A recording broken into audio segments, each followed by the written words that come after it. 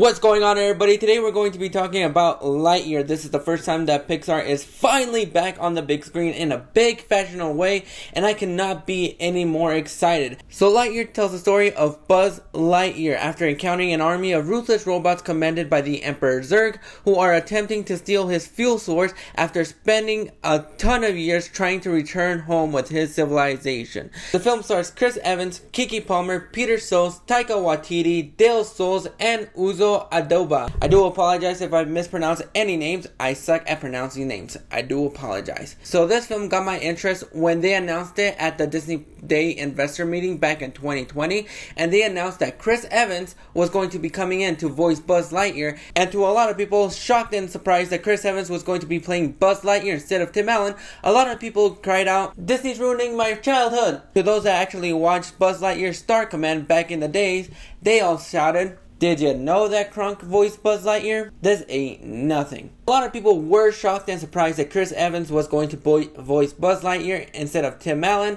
And if you watched the Disney Day investor meeting and you paid close attention, Pete Docter said that this movie was going to be based on that toy that Andy got on his birthday. This isn't a spoiler. I'm not going to go into any spoilers in this review, but the film does start off. They clearly lay it out on the line. They say, in 1995, a young boy named Andy got a toy from his favorite movie. This is that movie. So essentially, this isn't a spin-off on the Tim Allen Buzz Lightyear. This is the movie that Andy saw. And in hindsight, we are Andy. So I'm not sure if in the movie, in the Toy Story world, it's called Lightyear 2 or it's just called Buzz Lightyear. I assume it's called Lightyear. I'm not too sure. But essentially, in hindsight, we are Andy. It's like if you watch Star Wars The Phantom Menace and your favorite character in that film was not Obi-Wan, it was not Darth Maul, it was not Qui-Gon Jinn, it's not Anakin Skywalker, but it's the one and only Jar Jar Binks. If that's your favorite toy, if that's your favorite character in the movie, and I know a lot of people love that Jar Jar Binks because that Jar Jar Binks is one amazing hero. It's like you go up to your mom and say, "Hey, can I get that Jar Jar Binks toy because that Jar Jar Binks is one amazing superstar and he should be cherished throughout eternity." It's kind of like that. We are Andy. We got a Buzz Lightyear toy.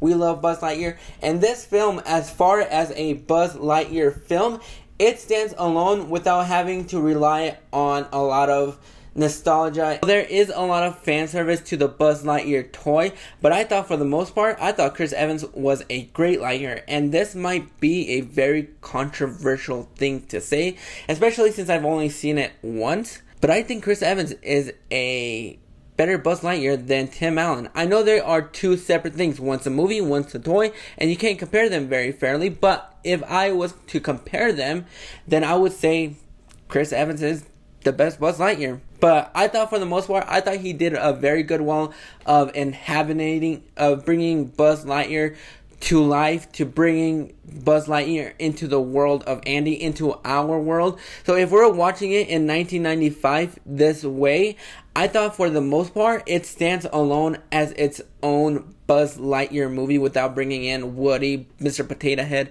or Barbie from Toy Story 2. I don't know. But they do bring in Zurg, as you've seen in the posters and in the trailers. And they don't really rely on Zurg all too much. He's not in the film too much. He's in there enough, and I think that is one thing that I loved about this film, is that it focuses more on Buzz Lightyear spending so many years trying to get his civilization, his people back to where they belong, but he keeps failing and failing and failing, and along the way he meets people like Keke Palmer's Izzy Hawthorne, Taika Waititi's Mo Morrison, and Dale Soules' Darby Steele. And for the most part, I'm not the biggest Keke Palmer fan. I enjoyed her in Jump In back in the days. I thought she was fun in that role, but I've never actually thought of her as somebody with a high elite actress. I didn't think she was one of the standouts when I was young, and I don't think she is one of the standouts now. She was good in this role, but it is just a voice, so I really enjoyed her in the Scream series in the last season, and I'm really excited to see what Jordan Peele can get out of her. I think she looks great in Nope, but she wasn't really the person that I would gravitate to the most growing up, But the relationship between Buzz and Hawthorne in this film is actually really endearing and really sweet. She's the daughter of Alicia Hawthorne. It doesn't rely too much on being her mom. She stands alone on her own person. And she's not really the best person you can count on at first because she's not really that enthralled. She wants to be in the game just like her mom. She aspires to be her mom, just like we all aspire to be our moms. To one degree or another, and she aspires to be her mom. And I thought for the most part, the chemistry between her and Chris Evans, I thought was wonderful, and I think that is the heartbeat of the film. I thought Taika Waititi as Mo Morrison was fun. I love Taika Waititi. I love all his stuff, and he is just going to be on a roll this summer because I don't believe he's going to be appearing or directing any episodes of What We Do in the Shadows, but he's got this, he's got Thor Love and Thunder, he's got What We Do in the Shadows. It's going to be, and Reservation Dogs. If you guys have not seen Reservation Dogs, what are you doing? Watch that show. It's on Hulu FX. Watch it. I think it's great. He's going to be having one hell of a summer. He is just on a fucking roll right now. And I thought for the most part, Dale Souls as Darby Steele was fun. I think she was one of the standouts in this film. But she definitely did not steal the show, and she doesn't have a lot of screen time per se. She does take a big meaty role. However, there is one character in this film that I came out loving and wanting so fucking bad. Socks. I want my own Socks. Socks is fantastic.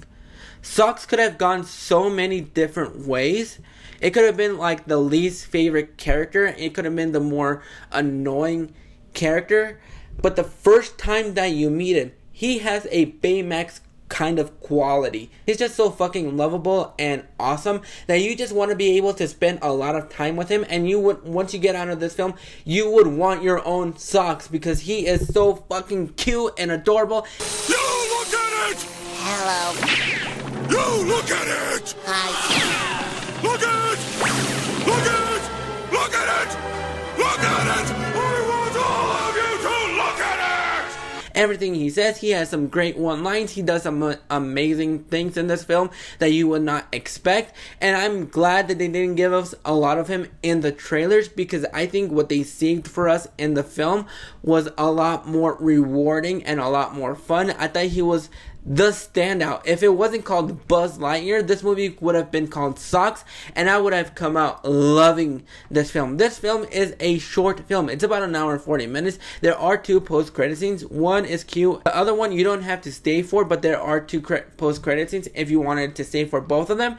But this film was incredibly lovable. It was cute. It had a lot of heart. It stood alone as its own sci-fi film and its own Buzz Lightyear without revolving too much on Toy Story. And that's something that I loved about this film, even though it does start off really slow for me, and I wish it could have picked up the pace a little bit.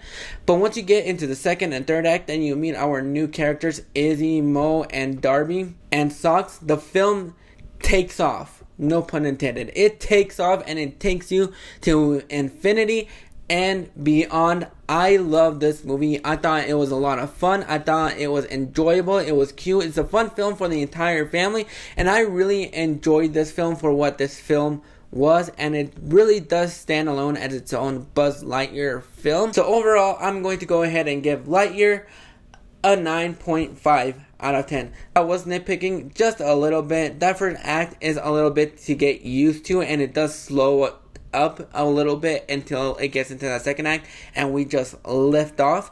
But I thought it was a fun, cute, enjoyable film for the whole family, and I hope everybody gets a chance to see this film in theaters. I hope a lot of people go out and support this film in theaters, because I'm not sure how it will do in the box office this weekend. I'm hoping that it does very well, because I'm afraid that if this film doesn't do well, then other Pixar films are going to be sent straight to Disney Plus, like Turning Red and Soul, and I really don't want that to happen. But what are your thoughts on Lightyear? Did you like it? Did you not like it? Go ahead and let me know down in the comments what you thought. And until next time, to infinity and beyond.